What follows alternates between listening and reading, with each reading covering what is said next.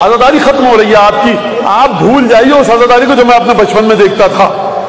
अगर ये शहर वापस उस आजादारी की तरफ नहीं गया, वल्लाह कसम अमीरुल मोमिनीन की, वो अजाब नसीब होगा।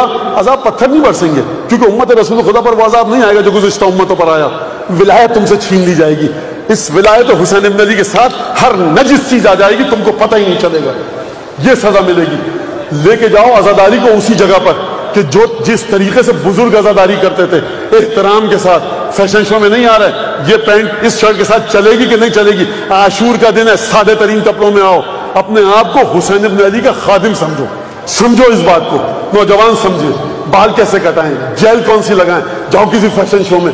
आवे का आवा बिगड़ चुका है, जहां तस्वीरों पे लड़ाई हो रही है, मेरा नाम छोटा उसका नाम बड़ा। कहां तुम में ईमान किसको? इमाम हुसैन पर ईमान है। हुसैन इब्न अली किसी देहात में जो जाकिर अगर पढ़ रहा होगा, 40 वॉट का बल्ब लगाकर न जाने किस जबान में 2 आदमी बैठे होंगे, हो सकता है उस जाकिर की शफाअत के हम सब मुहताज हों।